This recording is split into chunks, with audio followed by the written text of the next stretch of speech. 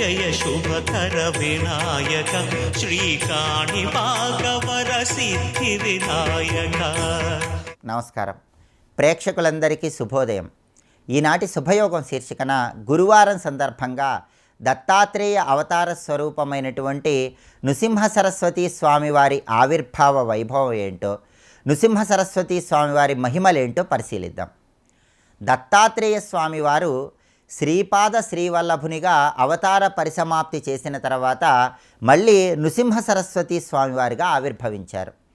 దత్తాత్రేయ స్వామివారు అంబిక మాధవ శర్మ దంపతులకి నృసింహ సరస్వతి స్వామి రూపంలో ఆవిర్భవించినప్పుడు పుట్టుకతోనే నృసింహ సరస్వతి స్వామివారు ఓంకార మంత్రాన్ని జపించారని ప్రామాణిక గ్రంథాల్లో చెప్పారు. 7 సంవత్సరాలు రాగానే ఆయన ఉపదేశం స్వీకరించుకొని 7 సంవత్సరాల్లో గాయత్రి మంత్ర జపం చేసి 4 వేదాలు కూడా అనర్గళంగా వల్లించి సన్యాస దీక్షను స్వీకరిస్తానని తల్లితో పలుకుతారు. అప్పుడు తల్లి అంబిక అంగీకరించకపోతే అంబిక శిరస్సు మీద నృసింహ సరస్వతి స్వామివారు చెయ్యి ఉంచగానే అంబికకు పూర్వజన్మ వృత్తాంతం గుర్తుకు వచ్చిందని, ఆయన సాక్షాత్తు శ్రీపాద శ్రీవల్లభ స్వామివారే మళ్ళీ నృసింహ సరస్వతి స్వామివారిగా ఆవిర్భవించారని అంబిక తెలుసుకుందని మనకు ప్రామాణిక గ్రంథాల్లో చెప్పారు. అయితే ఇద్దరు ఇంకా సంతానం జన్మించే వరకు ఉండి ఆ తర్వాత సన్యాస దీక్షను స్వీకరించమని తల్లి అడిగిన తరుణంలో తల్లి కోరిక నెరవేర్చడానికి ఇంకొక సంవత్సర కాలం పాటు తల్లి దగ్గరే ఉండి ఆ తర్వాత సన్యాస దీక్షను స్వీకరించి హిమాలయ పర్వత ప్రాంతాలకు వెళ్ళి హిమాలయ పర్వత ప్రాంతాలలో కృష్ణ సరస్వతి అనే పేరు కలిగిన గురువు దగ్గర నృసింహ సరస్వతి స్వామివారు శిష్యరికం చేశారు. ఈ కృష్ణ సరస్వతి కూడా విద్యారణ్య స్వామివారి పరంపరలో 4వ శిష్యుడు. కృష్ణ సరస్వతి స్వామివారి దగ్గర శిష్యరికం చేసి ఆ తర్వాత అనేక చోట్ల సంచారం చేస్తూ నృసింహ సరస్వతి స్వామివారు అద్భుతమైన మహిమలు అందరికీ తెలియజెప్పారు. ఆయన బాసర క్షేత్రానికి వెళ్ళినప్పుడు కూడా ఒక అద్భుతమైనటువంటి మహిమను ప్రదర్శించారు. నృసింహ సరస్వతి స్వామివారు బాసర క్షేత్రానికి వెళ్ళినప్పుడు ఆ బాసర క్షేత్రం దగ్గర ఒక వ్యక్తి తీవ్రమైన ఉదరశూల అనారోగ్య సమస్య వల్ల బాధపడుతూ ఉన్న తరుణంలో ఒక బండరాయి నడుముకు కట్టుకొని గోదావరిలో దూకాలని ప్రయత్నిస్తున్న తరుణంలో ఆ వ్యక్తిని కాపాడి ఉదరశూల సమస్య నుంచి బయటికి తీసుకురావటానికి తన శిష్యుడైనటువంటి సాయం దేవుడికి ఆ వ్యక్తికి పూర్తిగా షడ్రసోపేతమైన విందు భోజనం పెట్టమని ఆజ్ఞాపిస్తారు. నృసింహ సరస్వతి స్వామివారు చెప్పినట్లుగానే ఆయన శిష్యుడైనటువంటి సాయం దేవుడు ఉదరశూల ఉన్నటువంటి ఆ వ్యక్తికి షడ్రసోపేతమైనటువంటి విందు భోజనం పెడతాడు. ఆ భోజనం స్వీకరించి ఆ వ్యక్తి నిద్రించి లేచి ఉదరశూల మాయమైపోయిందని చెప్పి నృసింహ సరస్వతి స్వామివారి పాదాలకు మోకరిల్లుతాడు. ఈ ఘటన జరగటానికి సంకేతంగానే బాసర క్షేత్రంలో దత్తాత్రేయ స్వామివారి విగ్రహాన్ని ఏర్పాటు చేశారు. ఇటువంటి అద్భుతమైన మహిమలు ఎన్నో కూడా నృసింహ సరస్వతి స్వామివారు చూపించారని మనకు దత్త చరిత్రలో చెప్పడం జరిగింది. కాబట్టి గురువారం సందర్భంగా నృసింహ సరస్వతి స్వామివారి ఆవిర్భావ వైభవము, ఆయన చేసిన మహిమలు స్మరించుకున్నట్లయితే దత్తాత్రేయుడి సంపూర్ణమైన అనుగ్రహానికి ప్రతి ఒక్కరూ సులభంగా పాత్రులు కావచ్చు. రేపటి శుభయోగం శీర్షికన శుక్రవారం సందర్భంగా జగద్గురువులైన ఆదిశంకరాచార్యుల వారు ప్రతిష్ఠించినటువంటి శ్రీచక్రాలకు ఉన్నటువంటి వైభవం ఏంటో, శ్రీచక్రాలు ఎన్ని రకాలుగా ఉంటాయో, ఏ శ్రీచక్ర ప్రతిష్టాపన ఆదిశంకరాచార్యుల వారు ఏ క్షేత్రాల్లో చేశారో పరిశీలిద్దాం. నమస్కారం.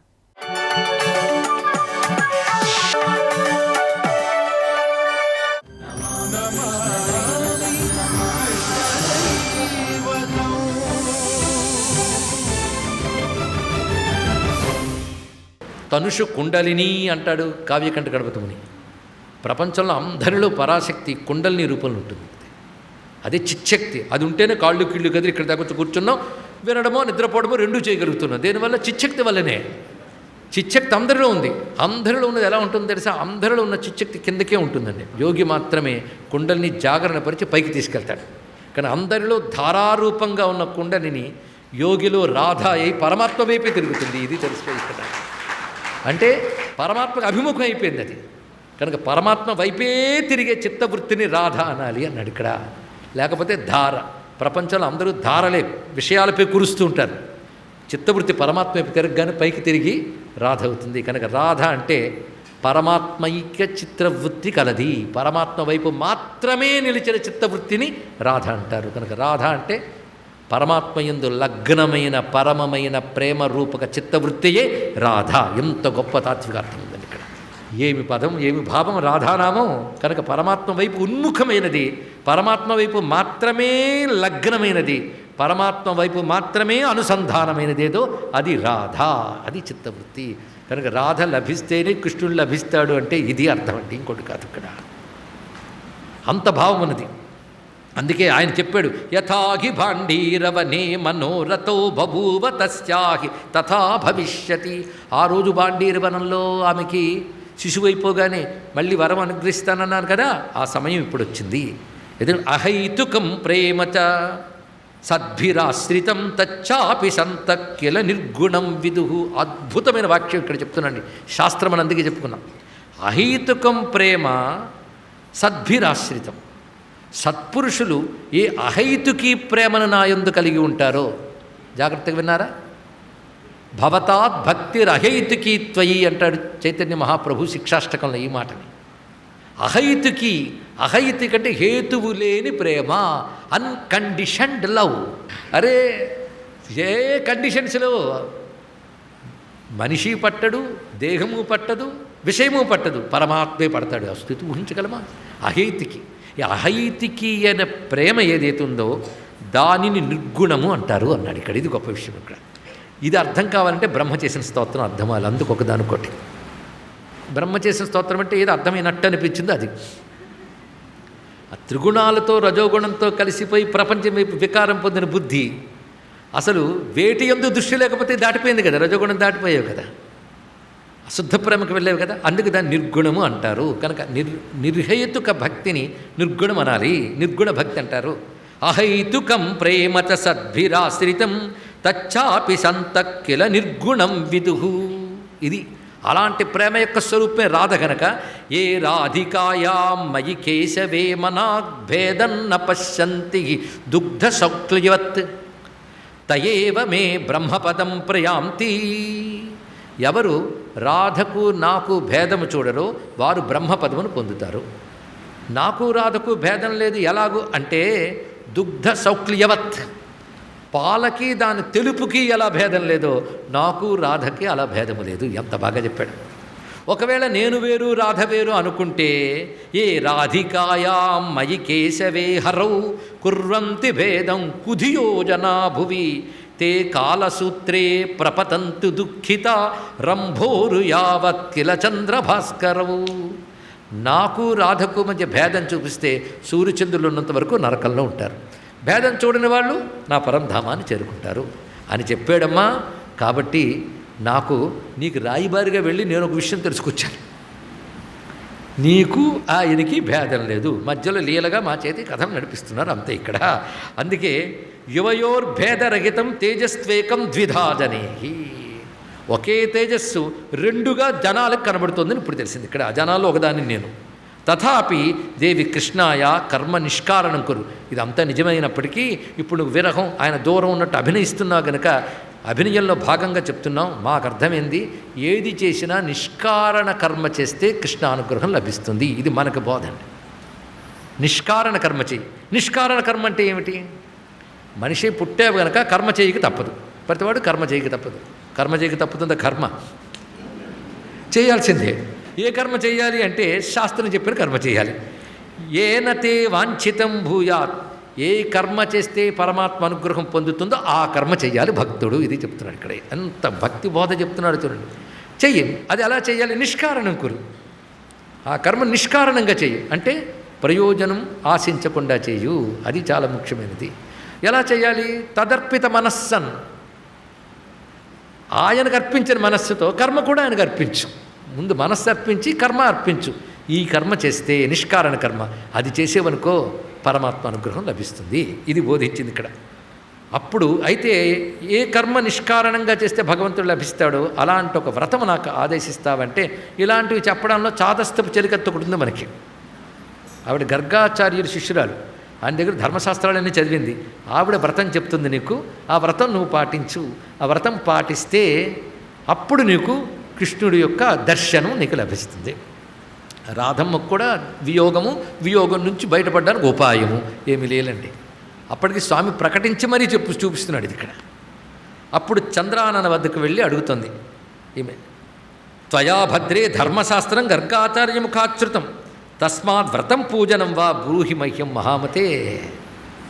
రాధాదేవి వెళ్ళి అడుగుతోంది చంద్రానన వద్దకు వెళ్ళి, నువ్వు గర్గాచార్యుని నుంచి ఎన్నో విషయం విన్నావు కదా, నాకు ఒక వ్రతం ఏదైనా చెప్పు, ఏ వ్రతం చేస్తే పరమాత్మ యొక్క ప్రీతిని పొందుతాను అది చేస్తాను అనగానే చాలా సంతోషంగా, నా గర్గాచార్యుడు చెప్పిన దానిలో మంచి వ్రతం ఈ సమయంలో స్ఫురించింది, అది చెయ్యి నువ్వు, పద్ధతిగా చెయ్యి, ఇది పరం సౌభాగ్యదం రాధే మహాపుణ్యం వరప్రదం, ఇది మహాపుణ్యము సౌభాగ్యాన్ని ఇస్తుంది.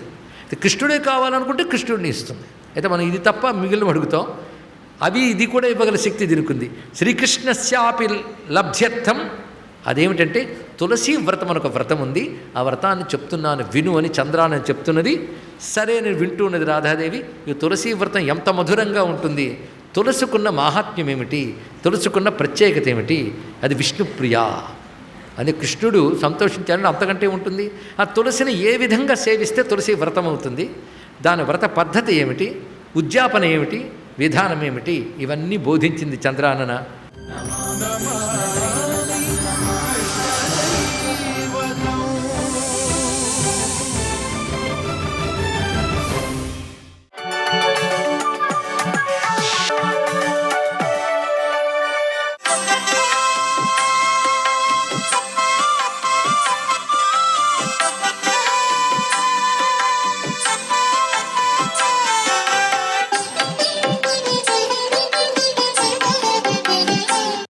ఓం నమో నారాయణాయ, ఓం నమ శివాయ, శ్రీమాత్రే నమ.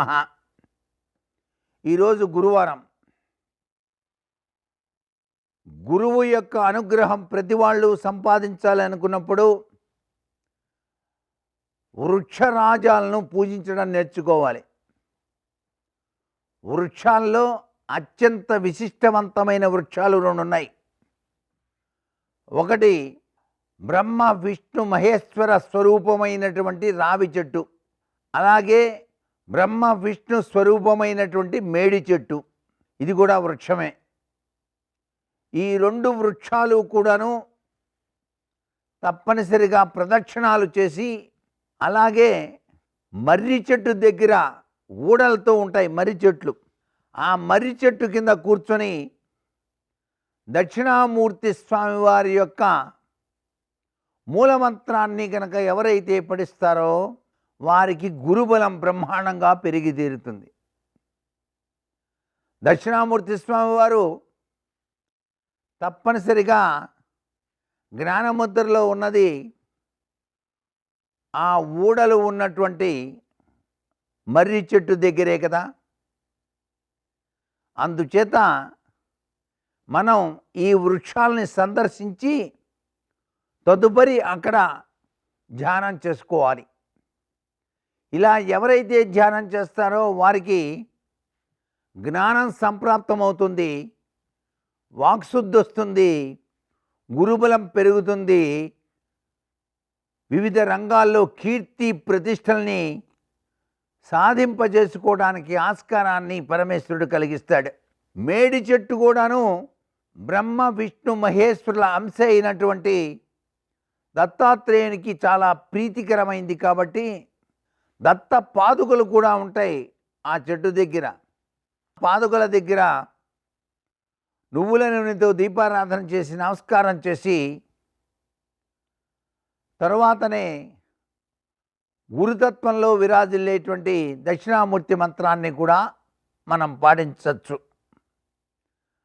ఇకపోతే రావి చెట్టు, ఆ రావి మహావృక్షం దగ్గర కూర్చొని మనం గనక బ్రహ్మ విష్ణు మహేశ్వరుల యొక్క ప్రభావాన్ని మనసులో తలుచుకొని గిద్దెడు ఆవు పాలు పోసి నమస్కారం చేస్తే చాలండి, మహావిష్ణువు తన అనుగ్రహాన్ని ప్రసరింపజేస్తాడు.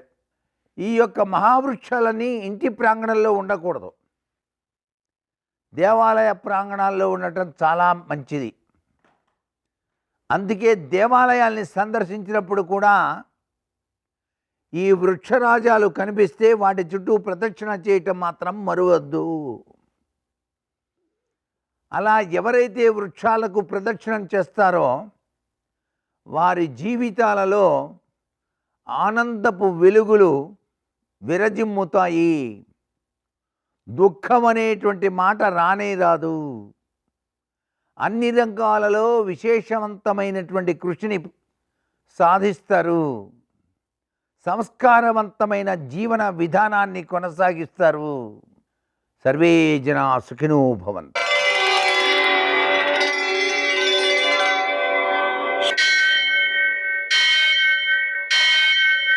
సహస్రశీరుషం దేవం విశ్వాక్షం విశ్వశంభువం విశ్వం నారాయణం దేవమక్షరం పరమం పదం విశ్వతః పరమాం నిత్యం విశ్వం నారాయణగుం హరిం విశ్వమేవేదం పురుషస్తద్విశ్వముపజీవతి పతిం విశ్వస్యాత్మేశ్వరం శాశ్వతం శివమచ్యుతం నారాయణం మహాజ్ఞేయం విశ్వాత్మానం పరాయణం.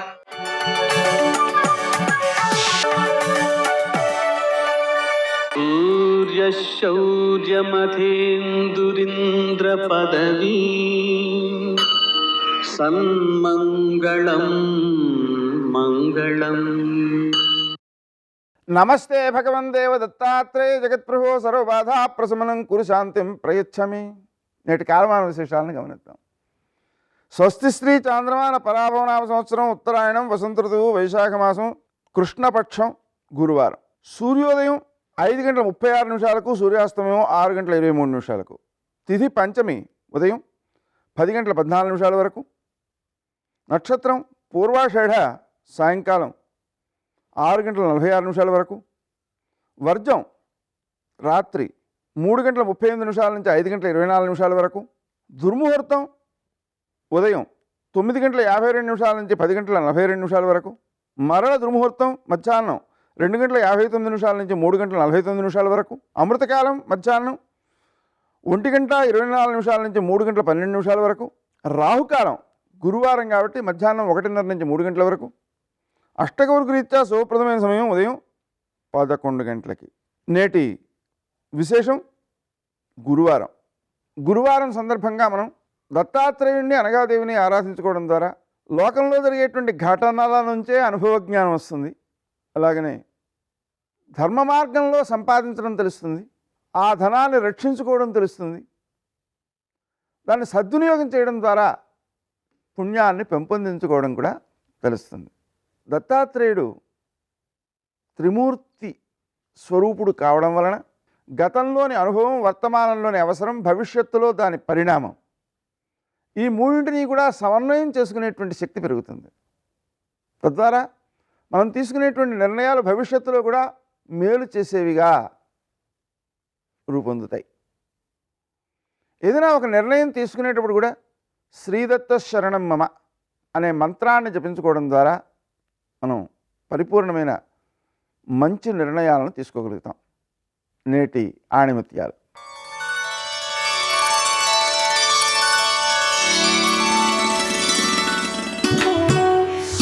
మంచి మాట వినని వారే అసలైన చెమిటివారు.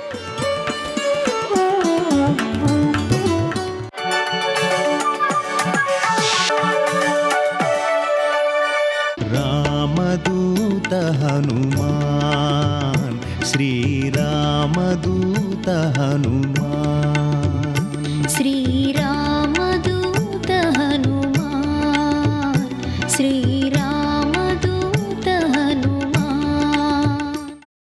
సింహస్వరూపంగా ఉంటుంది. సింహిక స్త్రీవాచకం. అది పడుకునుంది. దానికి ఒక శక్తి ఉంది.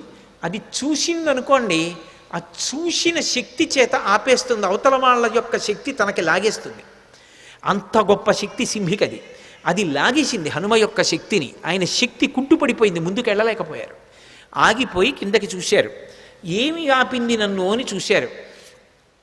ఒక్కసారి ఊర్ధ్వమూలమధశ్చైవా వీక్షమాణస్తతకపి దదృశీ సమహత్సత్వా ఉద్దితం లవణాంభసి తదృష్ట్వా చింతయామాస మారుతిం వికృతానినం కపిరాజేన కడితం సత్వమద్భుత దర్శనం. ఓసారి కిందకి చూశారు, పైకి చూశారు, పక్కలకి చూశారు, నీతిలోకి చూశారు. పెద్ద నోటితోటి మహాప్రాణి ఒకటి పడుకునుంది. గమనించారు. ఓ, దీని గురించే సుగ్రీవుడు బయలుదేరే ముందు చెప్పాడు, ఒక మహాప్రాణి దక్షిణ సముద్రంలో కనపడుతుందని చెప్పాడు. అది పైన వెడుతున్న వాణ్ణి కూడా దూరం నుంచి చూసి కూడా వాడి శక్తిని లాగుతుందని చెప్పారు. ఇదేనమాట. దీన్ని ఉపేక్షించకూడదు. ఇది చంపే లక్షణం ఉన్నది. సురస చంపదు, ప్రవేశించి బయటికి వెళ్ళచ్చు, అనుగ్రహించడానికి వస్తుంది. సంసారం చంపేయడానికి రాదు. సంసారాన్ని సక్రమంగా వినియోగించుకోగలిగిన వాడు ధర్మం చేత అర్ధకామములను ముడివేసి చక్కటి వైరాగ్యాన్ని పొంది వానప్రస్థుగా మిగిలిపోయి ఈశ్వరుడికి దగ్గరవుతాడు. సంసారాన్ని ఉపయోగించుకోలేనివాడు సంసారం పెట్టిన పరీక్షకి లొంగలేక ఇది నేననుకుని బరువు పెంచుకుని సంసారమునందు మగ్నుడైపోతాడు. తట్టుకోగలిగిన వాడు సంసారంలోకి వెళ్ళి కామాన్ని అర్థాన్ని ధర్మంతో ముడిసి తరిస్తాడు. అందుకని అది పరీక్షిస్తుంది, అది అనుగ్రహిస్తుంది. అందుకు నమస్కరించారు. సింహిక అనుగ్రహించదు, చంపేస్తుంది. అందుకని దీన్ని విడిచిపెట్టకూడదనుకున్నారు. వక్త్రం ప్రసారయామాస పాతాళాంతర సన్నిభం సంక్షిప్య ముహురాత్మానం నిష్పపాత మహాబల. ఒక్కసారి శరీరం పెంచారు. మళ్ళీ సురస పెంచినట్టే సింహిక కూడా పెద్ద నోరు తెరిచింది. చూశారు. ఒక్కసారి మళ్ళీ చిన్న రూపాన్ని పొంది లోపలికి వెళ్ళిపోయారు. సమస్త భూతములు భయపడ్డాయి. అమ్మోది మింగేస్తుందని. ఆ గుండె, ఊపిరితిత్తులు అటువంటి వాటిని తుంచేశారు. తుంచేసి చటుక్కన పైకొచ్చారు. ఆ ప్రాణి నీటి మీద తేలిపోయింది, మరణించింది. చాలా సంతోషం అనుకున్నారు. పైనుంచి దేవతలు, గంధర్వులు, మహర్షులు అందరూ పుష్పవృష్టి కురిపించారు. బయలుదేరి మహానుభావుడు ముందుకు వెళ్ళిపోతున్నారు. ఈ సింహికా ఘట్టం తత్వత చాలా గొప్ప ఘట్టం. ఎందుకనంటే సముద్రానికి ఒక లక్షణం ఉంటుంది. సముద్రం లోపల బడబాగ్ని ఉంటుంది. ఆ బడబాగ్ని ఉంటుందని మనకి శాస్త్రవాక్కు. అది సంక్షుభితం అవుతుంది. సముద్రం లోపల విశేషమైన కదలికలు వచ్చాయనుకోండి, ఆ కదలికలకి ఏం చేస్తుందంటే అది ఒక మహాశక్తిని ఆవిర్భవింపచేస్తుంది. ఆ మహాశక్తి మెల్లమెల్లగా సముద్రంలో ఏర్పడి విస్తరిస్తుంది. విస్తరిస్తూ అది ప్రచండ వేగంతో బయటికి వస్తుంది. వచ్చినప్పుడు అది బడబాగ్ని రూపంలో, విద్యుతాగ్ని అంటారు, ఆ విద్యుతాగ్ని రూపంలో బయటికి వస్తోంది అనుకోండి. వస్తున్నప్పుడు అది అవతల వాళ్ళని లాగేస్తుంది తన శక్తి చేత. కేవలం చూసి, అంటే దాని యొక్క శక్తి ప్రసరణం చేస్తా ఆపేస్తుంది, లాగేస్తుంది, శక్తిని లాగేసుకుంటుంది. అటువంటి శక్తికి సింహిక అని పేరు. అది రాక్షసీ శక్తి. దాన్ని ఆపడం కుదరదు, దాని లోపలికి వెళ్ళడం కుదరదు. దాన్ని పూజించి పరీక్షించి దాని చేత అనుగ్రహాన్ని పొందడము సాధ్యం కాదు. దాన్ని భంజించాలంతే. అది ఎవరి జోలికి రాలేదు అంటే మహాత్ముల జోలికి రాలేదు. మహానుభావుడు, నవవ్యాకరణ పండితుడు, సూర్యుని యొక్క శిష్యుడు, వాయుపుత్రుడు, బ్రహ్మగారి వరం పొందినవాడు, అపారమైనటువంటి తపశ్శక్తి సంపన్నుడు, విజితేంద్రియుడు, అటువంటి స్వామి హనుమని తుపాను చెనకగలదా? ఆ సింహికారూపం చెనకగలదా? అందుకే అది ఆయన చేత సంహరింపబడింది. సంహరించే వాటిని, ప్రమాదములు తెచ్చే వాటిని కూడా నిలబెట్టగలిగిన ప్రజ్ఞ కలిగినటువంటి మహాపురుషులు ఈ దేశంలో ఉన్నారనడానికి రామాయణం ప్రబల సాక్ష్యం. వెంటనే సింహికా సంహారం చేశారు, ముందుకెళ్ళిపోయారు. తతస్సలంబ సగిరే సమృద్ధే విచిత్రకూటే నిపపాతకూటే. లంబపర్వతము అనబడేటటువంటి పర్వతం, ఆ పర్వతం మీద దిగారు. దాని నిండా సెలయేళ్ళు, అనేకమైనటువంటి చెట్లు. ఒక్కసారి దిగి తన ఒంటి వంక చూసుకున్నారు. ఓహో, రామానుగ్రహం ఉండాలి, కానీ ఇటువంటి నూర్లు ఎన్నైనా దాటుతానన్నారు. సర్వం శ్రీ ఉమామహేశ్వర పరబ్రహ్మార్పణమస్తు. స్వస్తి.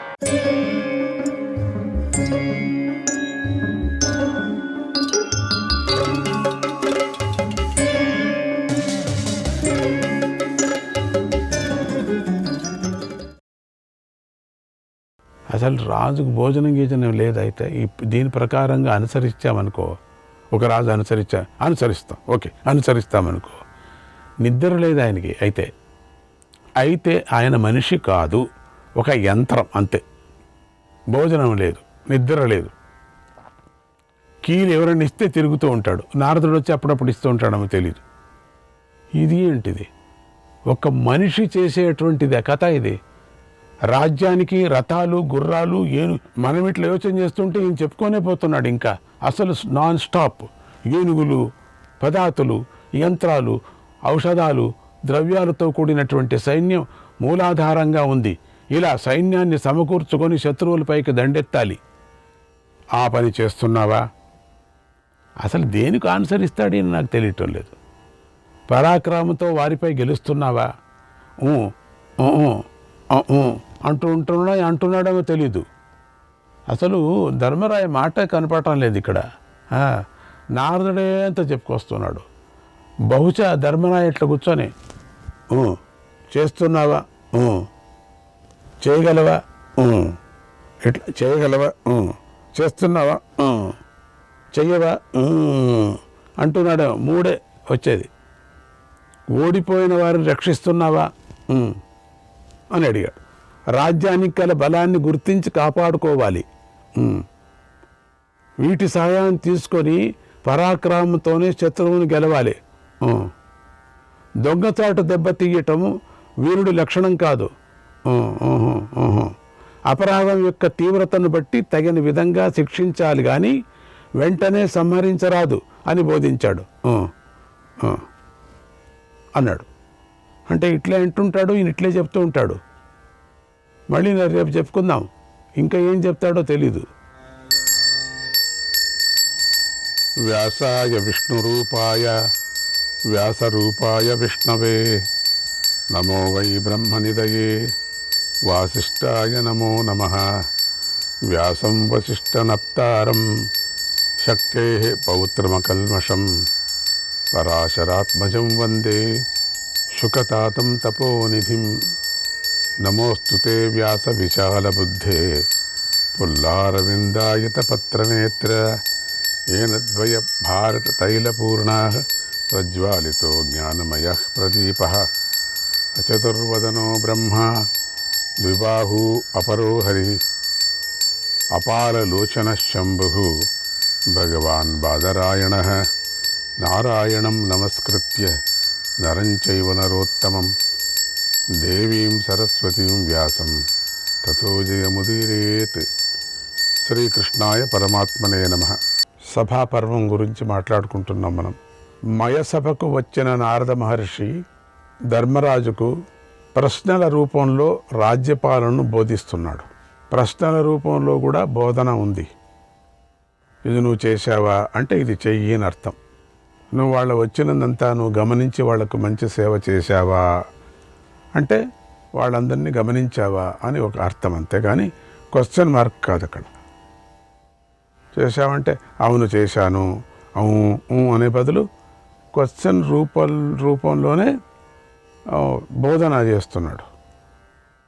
అది నారద మహర్షి చేసేటువంటి ధర్మరాజుకు అత్యద్భుతమైన నీతి.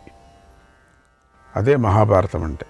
అసలైనటువంటి నీతిని నారద మహర్షి ధర్మరాజుకు చెప్తున్నాడు.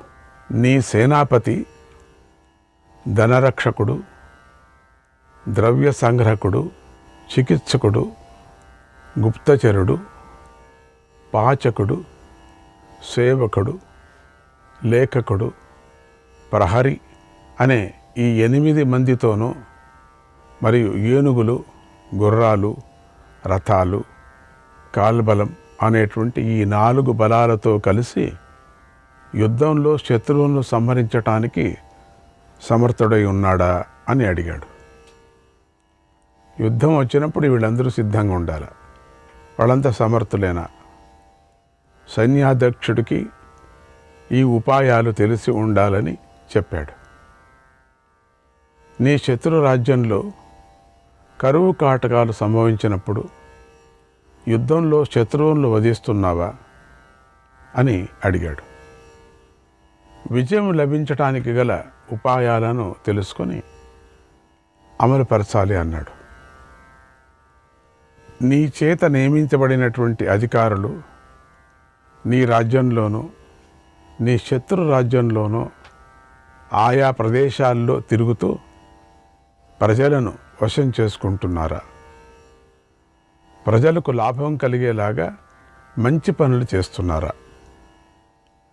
అధికారులను కలుసుకొని చర్చించుకుంటూ రాష్ట్రానికి ప్రజలకు మంచి చేస్తున్నారా, రక్షిస్తున్నారా అని కూడా అడిగాడు. ఇది ఆయా శాఖలకు ఆయా విభాగాలకు రాజు చేత నియమించబడినటువంటి అధికారులు చేయవలసిన పని అని కూడా చెప్పాడు. ఓ ధర్మరాజా, నువ్వు తినే పదార్థాలను, నువ్వు ధరించే వస్త్రాలను, నువ్వు ఉపయోగించే సుగంధ ద్రవ్యాలను నీకు నీ నమ్మకస్తులైన ఆప్తులే అందిస్తూ సేవ చేసుకుంటున్నారా అని అడిగాడు. అవును, విషప్రాశనం కావచ్చు కదా అనే విధంగా.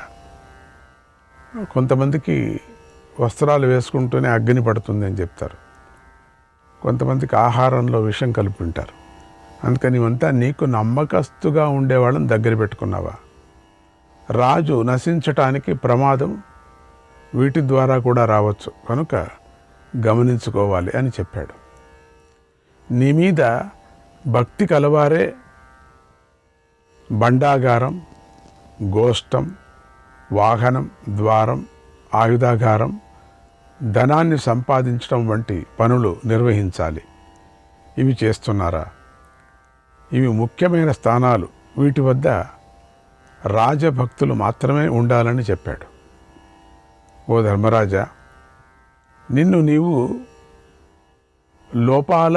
లోపల బయట రక్షించుకోవాలి.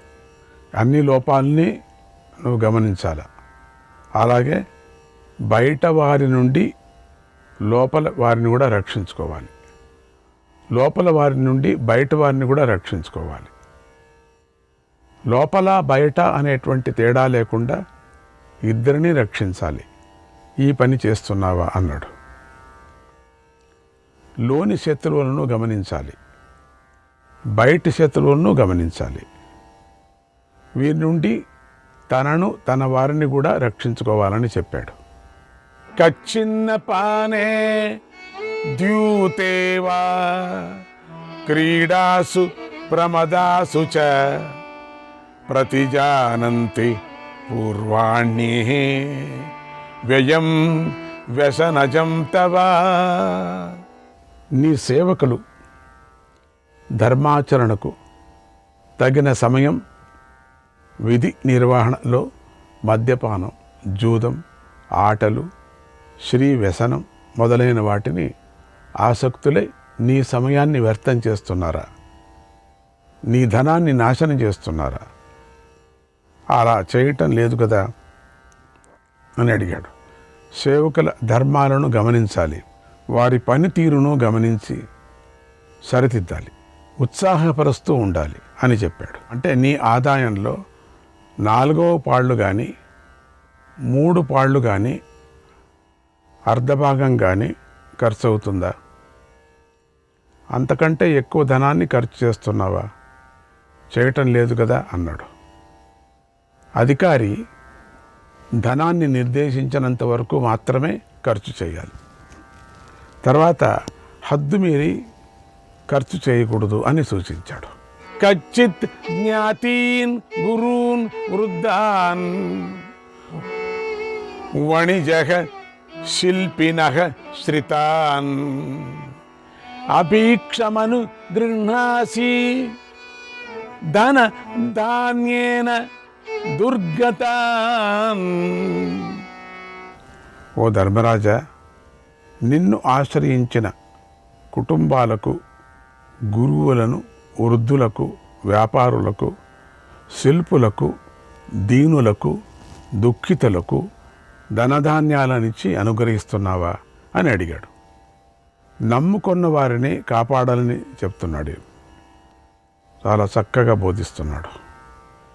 నీ ఆదాయ వ్యయాలను వ్రాసుకొని చెప్పేటువంటి కరణాలు నువ్వు ధర్మాన్ని ఆచరించే సమయంలో, అంటే ఉదయాన్నే ప్రతిరోజు లెక్కల విచారాన్ని నీ దగ్గరకు వచ్చి చెప్తున్నారా?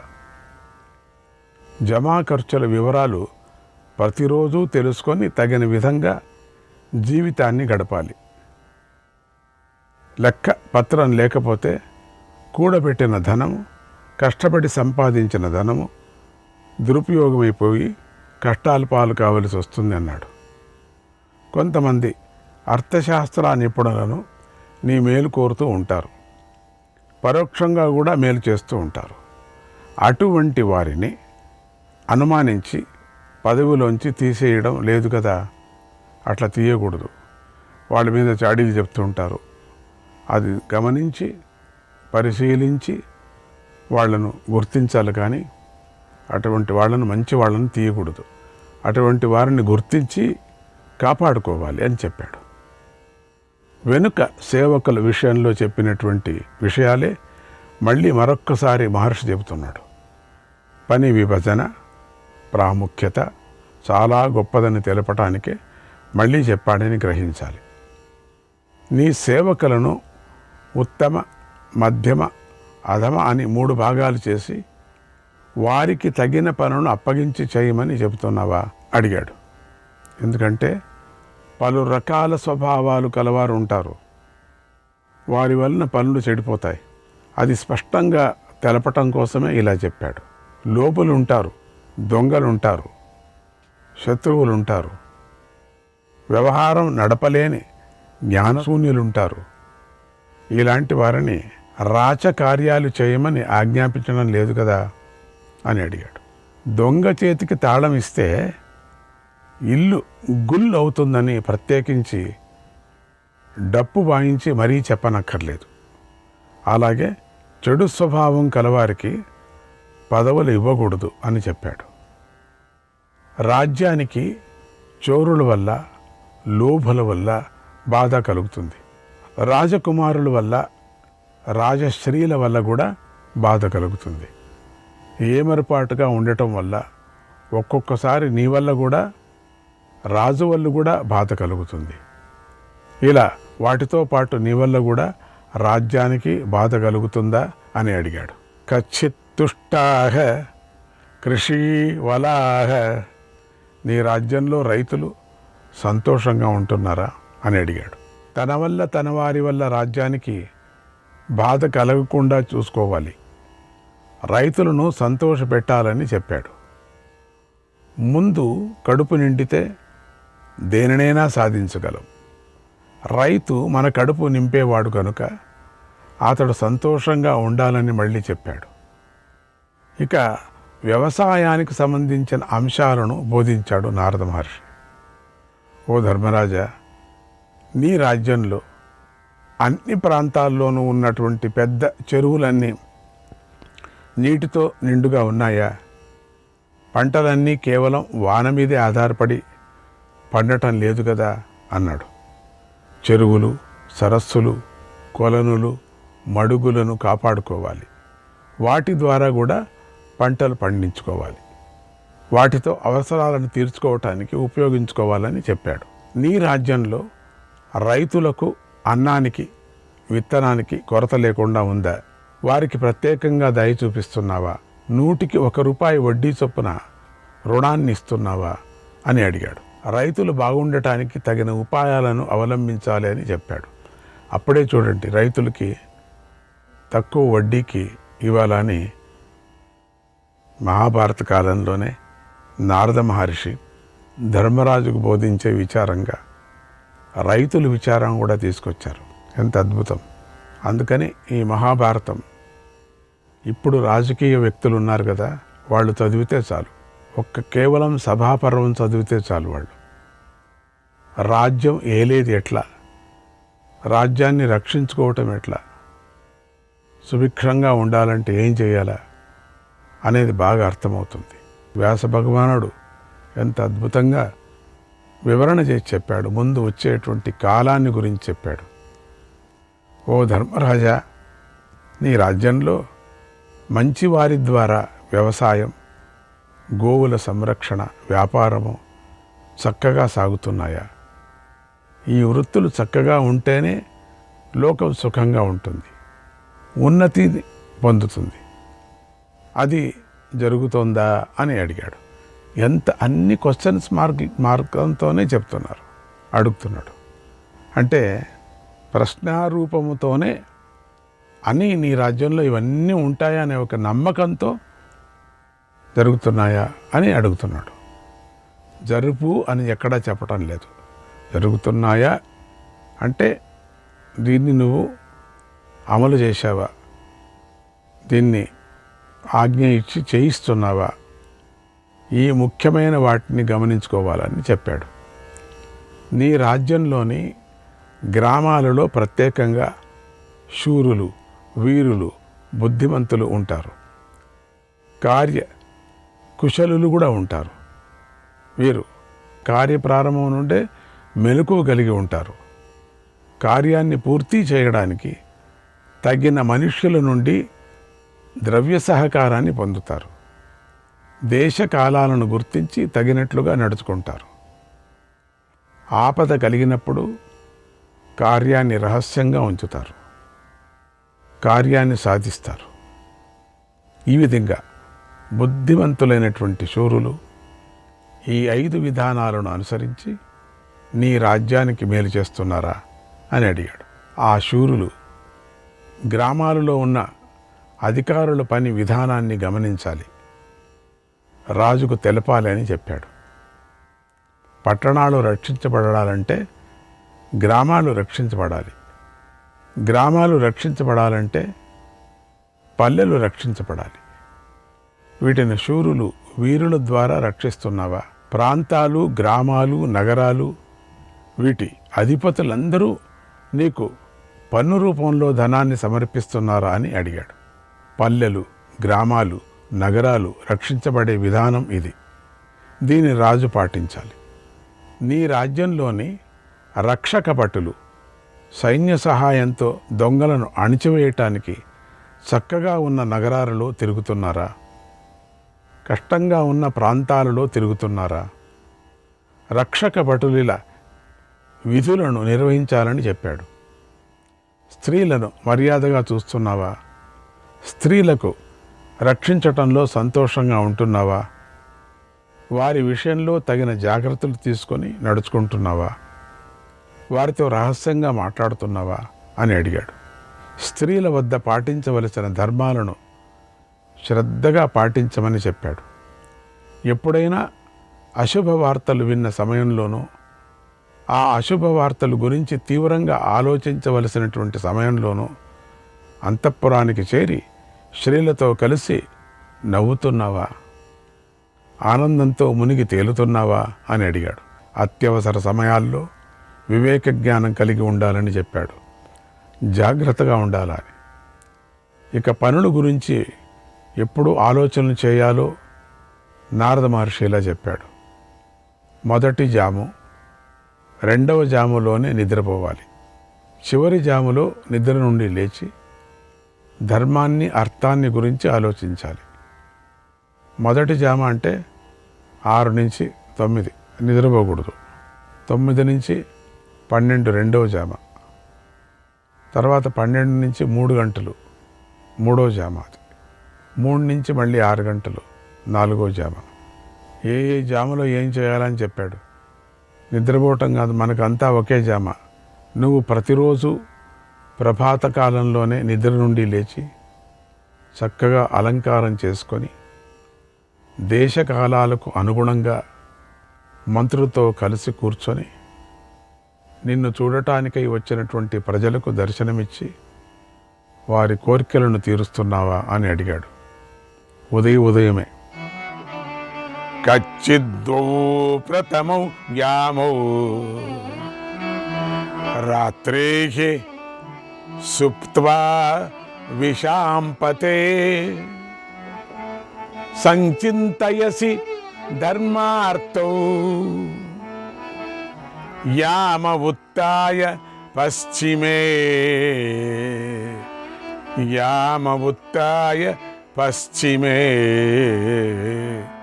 నీ భటులు ఎర్రని వస్త్రాలు ధరించి కత్తులు పట్టుకొని ఎల్లప్పుడూ నీ చుట్టూ ఉండి ఏమరపాటు లేక నేను రక్షిస్తున్నారా అని అడిగారు.